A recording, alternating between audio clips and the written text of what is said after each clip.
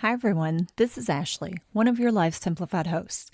I'm part of Epsilon Sigma Phi, otherwise known as ESP, a professional organization that supports extension professionals by helping them grow in their careers, connect with others, and receive recognition for their work. Right now, I am participating in a leadership program through our Kentucky chapter of ESP, and that includes completing a final project.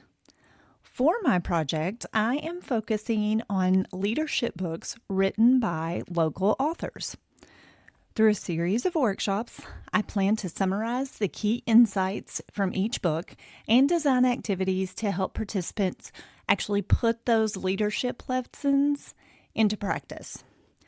The goal is to make leadership development engaging, interactive, and relevant to our community.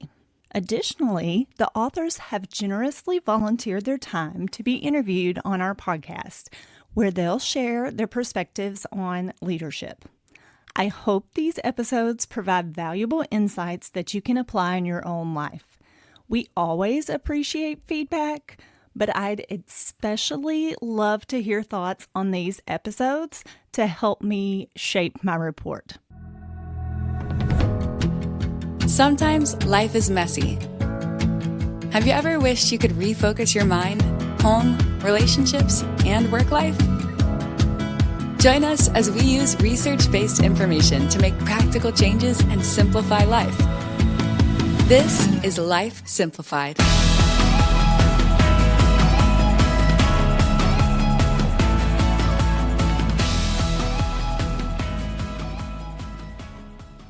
Life Simplified. I'm Ashley, and I will be your host all month long. And we're super excited this month. We're talking all about leadership, and we have some special guests with us this month. And today, we're going to be talking to Mr. Phil Van Hooser. So thank you so much for being here with me today. And I'm going to let you introduce yourself and tell us a little bit about your background and who you are, and then we can kind of talk about how we know each other. Ashley, first of all, what an honor it is to be a part of this. Thank you for inviting me. Anytime Ashley Board calls and says, Phil, I need you to do something, the answer is always yes. I have that kind of respect for you as a professional, but also you as a person. So, yeah, we can talk more about that relationship later on.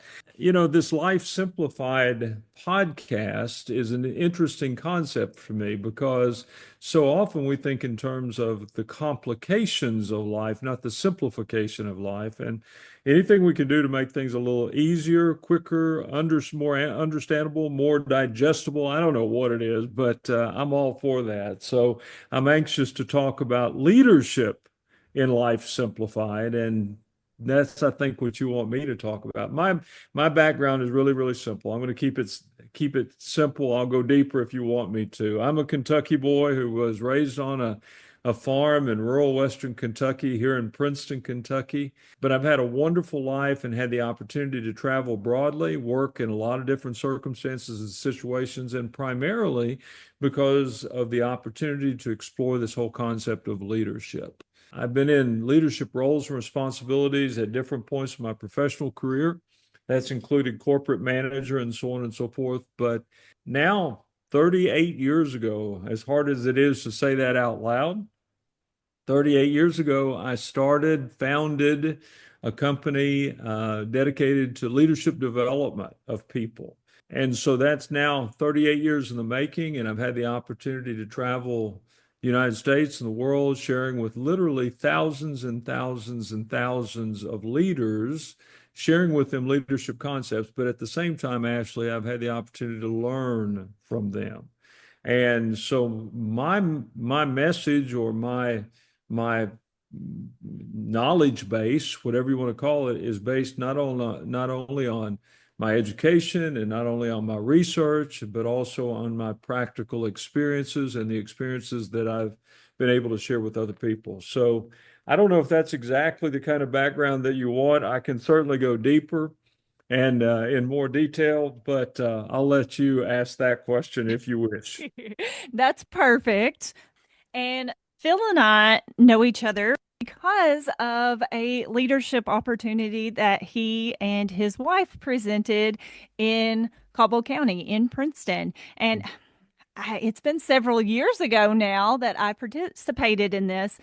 And those of you that know me know that I am quite introverted. I have an extrovert job, but doing the extra and stepping out of my comfort zone, when I was invited to participate in this leadership opportunity, of course, I wanted to say yes, and I did say yes.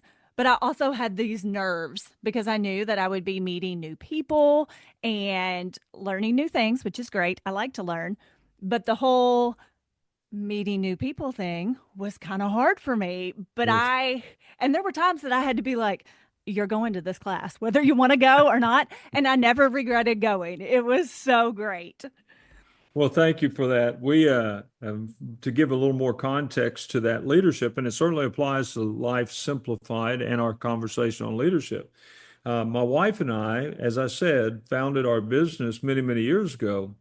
But it's interesting. More often than not, I would leave town to share my message instead of be able to stay in town. And so we got the idea that maybe we could invest and do our part by investing in young and up and coming leaders in our local community. Of course, you were one, but you know that we did that for a total of 5 years. We did each year, there were 12 either 12 leaders between the ages of 25 and 35, and they were either local or worked locally.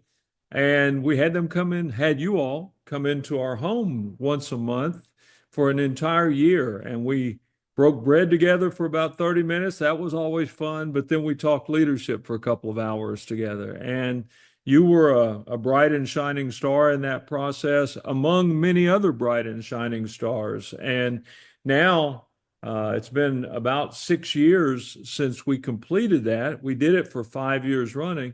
Now to see what many of you all have done and where your career is going and the influence and impact that you're having on others is one of our, and I mean say this without hesitation, is one of our greatest accomplishments, if you want to look at it that way. It's something we're very, very proud of because we're proud of all of you.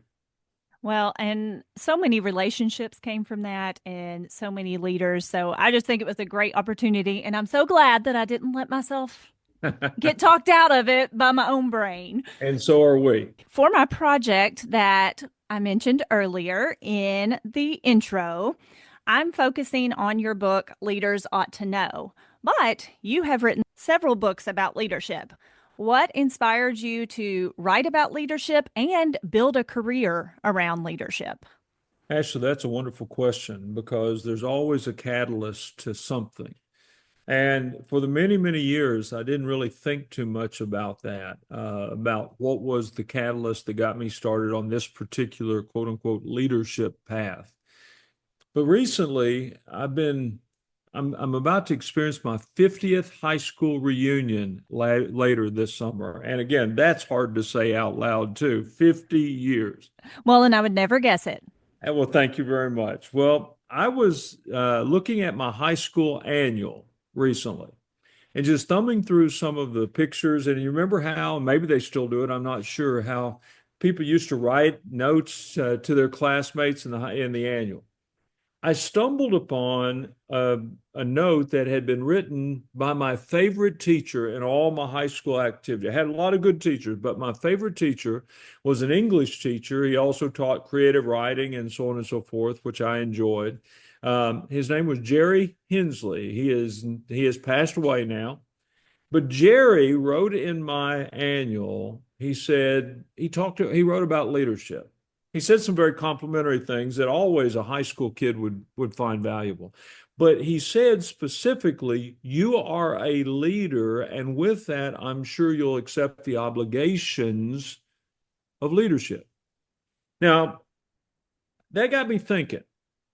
Over the years, I've thought, as so many other people do, that oftentimes leadership is more of a position or a title or something that has been granted you by way of even an election in the case of elected officials. And that we want to say they are leaders. Well, I would argue, and this is what I've discovered, they they are in a leadership position that would give them the opportunity to lead effectively, but that does not necessarily make them leaders.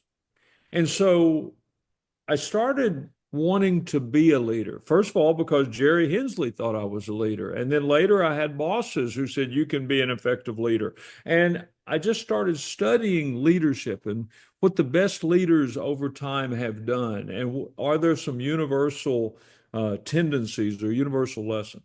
And from all of that, only because I was trying to be a more effective leader myself, from that, as you referenced a minute ago, came my career. And from that came the books and other articles and other sort of documents that I've been a part of. But it's all been because I was searching to be and desiring to be a more effective leader myself. Well, and I love in this book that you state that everyone can be a leader.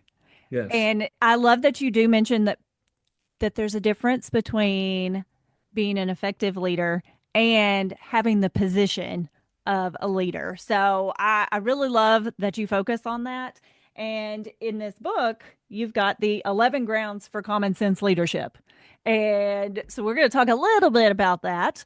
Okay. But how do you hope that readers are going to apply these principles to their life? I work with a whole lot of different individuals and they're leaders in their own way. I am an advisor to Caldwell County Homemakers, and they are leaders of Sure. their organization. Sure. And then we can also be leaders in our home. Right. I hope to have this project out in our area where we're going to be developing leaders in the Penny Rowell area as well as in our community. And I even hope to present this information to our youth in the surrounding areas. So, how do you hope that those that are reading will apply these principles?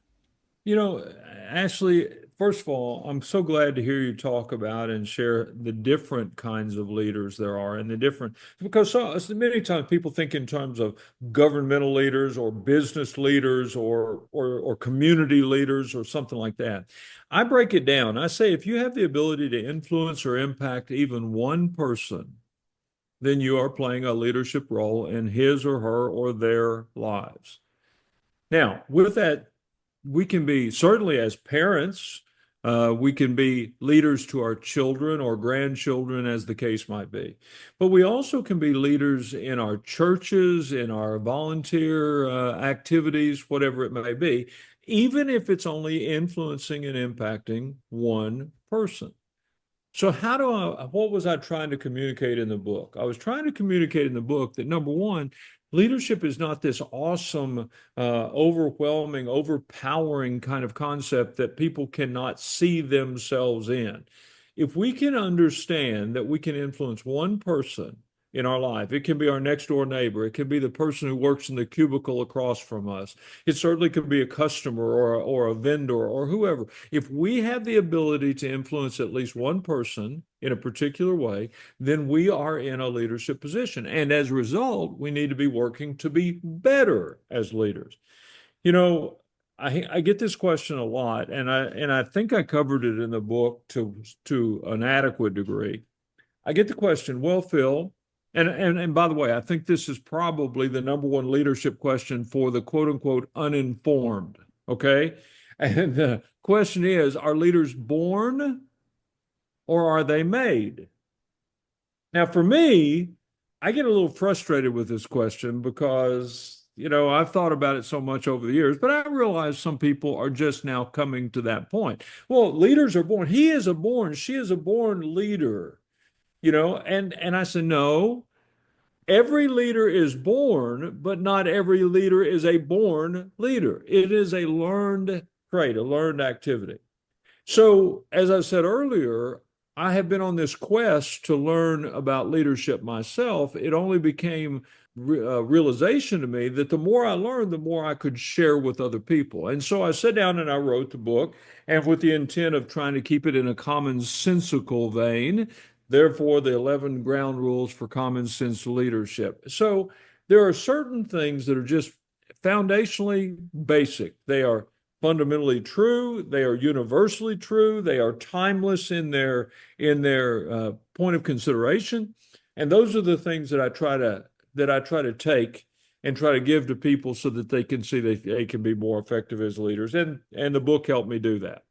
It's so nice to have those common sense rules, things that are you can break down to. And I love how you said that everyone can be a leader, even if you're only influencing one person. And I Yeah. think we get in our heads sometimes and think, well, I'm not a leader. I don't have a group of people that are following me all the time and wanting to know how to do something. So I love that this book could be for anyone who leads at least one person.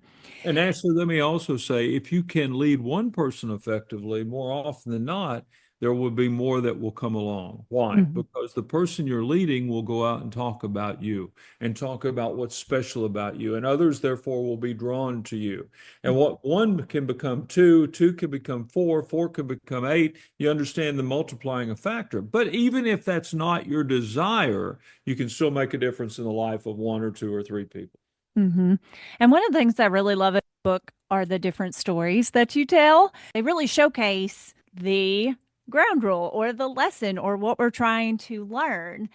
And when that I'm thinking about, you talk about different myths of leadership, and you've got a few stories in there, and we won't go into detail on all the stories because you go read the book. But what kind of common leadership myths do you often, when you're speaking or when you're writing, that you debunk those myths? You're like, this is not it.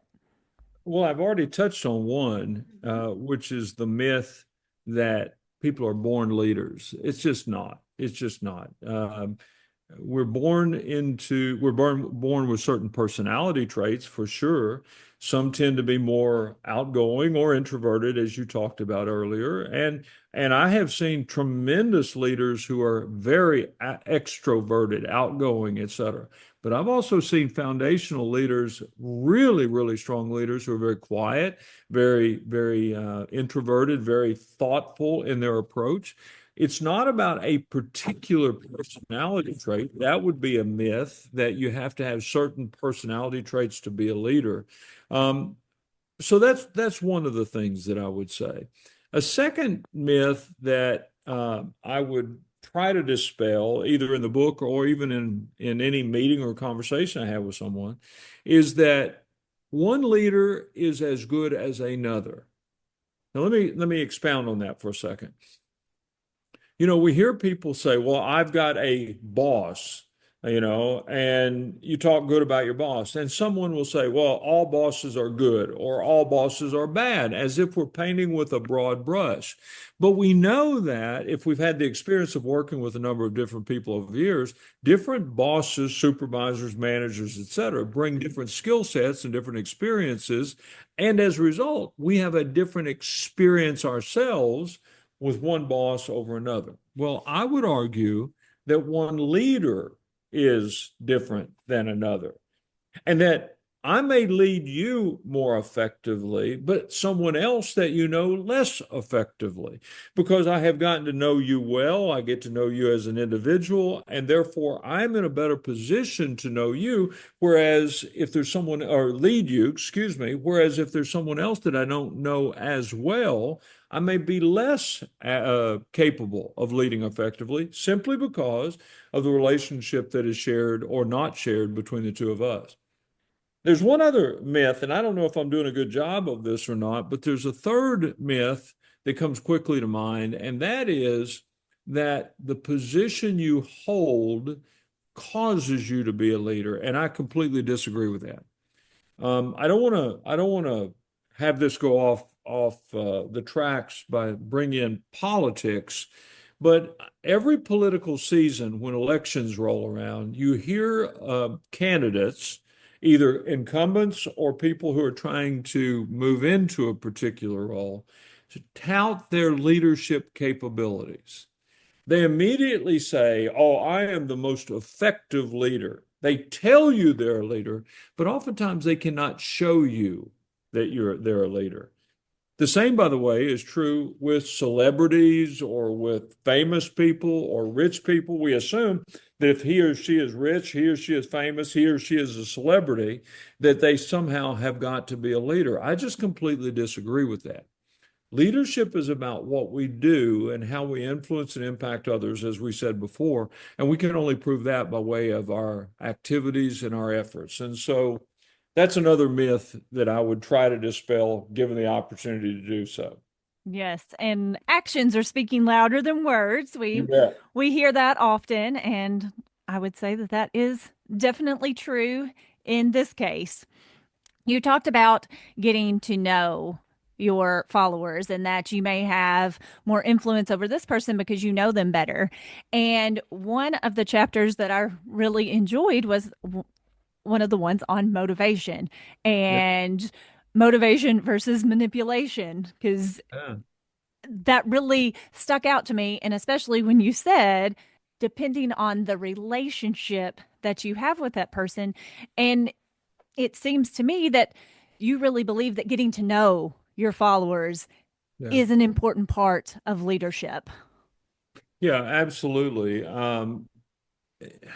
I find it very difficult to think that we could lead effectively individuals without getting to know them, or at least getting to know about them. You know, the more we understand the people that we interact with, the more we understand what their needs are, what their goals are, what their aspirations are, what their frustrations and failures have been. And so if I know that about an individual, then I'm going to do everything I can to accentuate their strengths and to overcome what may be overwhelming failures or faults along the way. You know, you said that you like the chapter on motivation, then you probably remember that I talk about two motivational truths in there. And those Yes. two truths may be interesting to your listeners. Yes. I have found that truths are truths. In other words, they're not ideas, they're not concepts. Truths pass the test of time over time. And these two truths about motivation have passed that test over time. Here's the first one. The first truth is you can't, I can't, no one can motivate someone to do something that they ultimately don't want to do. Now, let that sink in for a second. Not you, but your listeners. You can't, I can't, no one can motivate someone to do something that they do not want to do. I've had people go, well, that's not true. And I go, really? And they go, yeah, because I had an employee the other day that didn't want to do a particular task or job or whatever. But, and listen to this, they said, I motivated him or her to do it. And I said, really? They go, yeah. I said, so they didn't want to do it, but they did it, and therefore you're claiming that you motivated. I said, yeah. I said, would it not be truer to say that you manipulated them or coerced them or threatened them or intimidated them? And all of a sudden, the look on someone's face can change right in your presence. And they realize that they, in fact, got the person to do what they wanted to do, but that does not mean the person was motivated. Because if they were motivated, they would continue to do that over time of their own free will, of their own volition. They would do the best job they could do instead of just doing enough to get by and move on and get the person away from them or get that particular task beyond them. So the first task is that you can't, I can't, no one can motivate someone to do something they don't want to do. And for some people, they throw up their hand and go, well, what's the use then? I said, well, wait a minute. There is a second motivational truth. And that second motivational truth is this: we're not motivated by what we have. What we have, we're thankful for. What we have, we're blessed by. We certainly don't want to let go of those things that we enjoy that we have, but we are not motivated by what we have. Instead, we're motivated by what we don't have, but have determined that we want or need. So I have found that the best way to motivate people is not trying to motivate them at all, but rather figure out what they don't have and they want, and then help them get that thing. And the only way you can do that is by knowing your followers. If I don't take the time to get to know the people around me, then I have no idea what they want or don't want. And so therefore, there's no way I can help them get what they want or don't want. Instead, I fall back on the pressure of forcing, intimidating, coercing someone into something. And so that may be a little deeper than you wanted to go in terms of the concept, but the concept of motivation is a very interesting one, and too many people still think that we can do it to someone else, when in fact I don't believe that. But I do believe we can help people do it for themselves, find the things they want, and to be able to accomplish them accordingly. And that takes time. It takes time Absolutely. to get to know people that are under your influence. And it's not something that just happens overnight. It takes time and it takes effort. And it depends on And, whether or not someone's willing to do that. and you appreciate those who are willing to do that, who have Definitely. taken the time, who have applied the effort. And that's where the leadership follower relationship is established. If he or she is willing to do that with me, then I want to follow and support and encourage, because we're both getting something from the relationship. Yes, exactly. And that just really stood out to me, as especially when it was I can't motivate someone to do something that they don't want to do. And I thought, that's true. That's true. They have to want that on their own. Tell me a little bit about earning respect Yeah. as a You know, leader. Respect as a leader, or for that matter, respect as anything. Even if you don't have a desire to be a leader, most of us desire to be respected. For sure. And if I say to someone, hey, how do you earn someone's respect? More often than not, that person is going to say, well, you give respect in an effort to earn respect. To which I will respond, you're absolutely right, but let's go deeper. What does respect look like when you break it down to its subcomponent parts? Most people say, well, I just haven't given any thought to that. So, over the last 30 years or so, I've given a lot of thought to that. Since other people haven't, I've decided maybe I can help them with that. And this one I've come up with, Ashley. I believe there are 3 ingredients to what I refer to as my recipe for earning respect. Now, I know you're a wonderful cook. I happen to know that. And as a wonderful cook or chef, that there are certain ingredients that go into the making of any product. And if you leave even one of those critical elements out, one of those critical ingredients out, yes, it may look like a pie or a cake or a dish that you were working to, but it doesn't taste like what you wanted or expected it to be. I would argue that the recipe for earning respect is exactly the same. There are 3 ingredients. All 3 are necessary to round out this concept of being respected. But if you lose even one, some may say, oh, he still is in a leadership position, but I cannot respect him or her. So here are the 3 very quickly. Number 1, the first ingredient, I believe, to be an effective leader is you got to be consistent. Consistent in word, consistent in deed, consistent in action, attitude, behaviors. You have to be consistent. If you are around someone who is in a quote unquote leadership position and they are inconsistent, it creates all kinds of chaos around them and around you. You don't know how to act, how to behave. You don't know what we should be working on today, what the priority today is. You just don't know, because the consistency is lacking. Consistency is the foundational bedrock of effective respect. I've got to know that when I call Ashley, I'm going to get a particular person, as opposed to calling her on one day and she's wonderful and gregarious. And if I call you the next day, oh my gosh, she bit my head off. Now, we all have bad days. I realize that. But if there is a complete incongruence, if there is an inconsistency that we cannot explain, we cannot respect that individual. By the way, even if we don't agree with the individual, if they are consistent, we'll even say things like, well, I don't necessarily like what he had to say to me, but you can always count on him telling me the truth. There's a consistency factor. So, number 1 ingredient for earning respect is consistency. Number 2, the ability to solve problems. And I call that quality decision making. Quality decision making, not perfect decision making, because you're never going to make perfect decisions until you have perfect knowledge of the future. In other words, you can predict what will happen. Since we don't have that ability, we have to do our best to make quality decisions. And quality decisions means considering all of the ramifications that we can. I need to understand how this decision is going to affect you, not just me.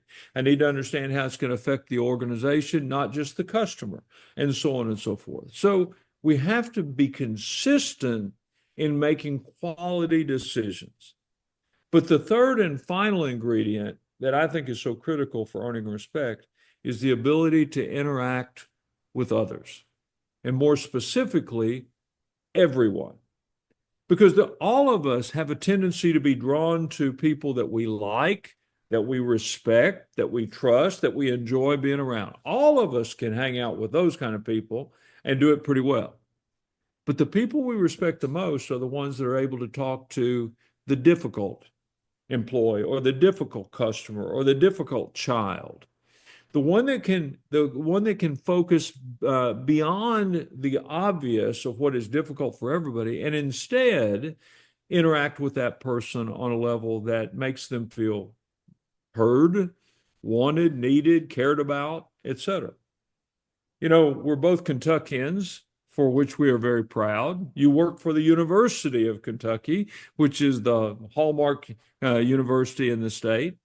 There is a Kentucky native, even though Illinois tries to claim him as the land of Lincoln. Abraham Lincoln was born in Kentucky. I heard a quote that was attributed to Lincoln that I think fits very nicely here. Abraham Lincoln said of an individual that he met on one occasion, "I don't like that man, comma, I think I need to get to know him better." Most of us, and we all have it happen when we encounter a man or a woman that we do not like, most of us say, "I don't like that man, period," or "I don't like that man, exclamation point," and we move away. But Abraham Lincoln gave us a working example of how to earn the respect of even those that we don't like and maybe trust or know very well. We need to get to know them better. And that goes back to what you said a while ago about getting to know your followers. So if we are consistent and we're consistently making quality decisions, and those quality decisions consistently encourage or include bringing people that we don't necessarily know, like, respect, or trust into our confidence so that we can lead them effectively, then everybody respects us because we're doing what is very difficult to do and what most people don't know how to do.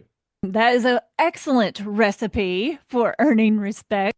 And I do think it is particularly important to note that you said quality decision making, not perfect decision making, because we're all human and none of us are perfect. And as someone who struggles with perfectionism, I need to remind myself of that plenty of times. And in my book, when I'm making notes and highlighting, and the quote by Abe Lincoln that you just mentioned is one that I highlighted. Yeah, good, good. Yeah, I'm glad you did, and hopefully your listeners will enjoy that too. yes, I think that's a really good one. Well, we are coming to close on our time, and I so appreciate you taking the time out of your busy schedule to meet with me and have a conversation about leadership. As just one final question, if you could summarize leadership in one sentence, what would it be? Well, that's a difficult question, but I'm going to answer it very quickly because I have a definition of leadership. Perfect. And it's a one sentence definition. So that's how I would summarize leadership. I would simply say leadership is not position, but leadership is the ability to offer service and the willingness to take action. If you can serve another and if you're willing to do it, take action, then you're in a position to influence and impact other people. And therefore, that one sentence for me, again, is leadership is not position, but rather the ability to offer service and the willingness to take action. Thank you so much. If listeners are interested in looking you up, looking for your books, where can they find information about that? The simplest way to get in touch with us or explore what we do or find the works that we have created, including books, et cetera, is just go to our website. It's Van Hooser, my last name, VanHooser, vanhooser.com. And you'll find everything there. If you're interested in the book particularly, you can go to your favorite bookseller. Phillip Van Hooser, the author, the name of the book again is Leaders Ought to Know 11 Ground Rules for Common Sense Leadership. And we will link the website in our show notes. And once again, thank you so much for joining us today. This is Life Simplified. Thanks for listening to Life Simplified. We are family and consumer sciences agents with the University of Kentucky Cooperative Extension Service. Contact us at lifesimplifiedpodcast@gmail.com.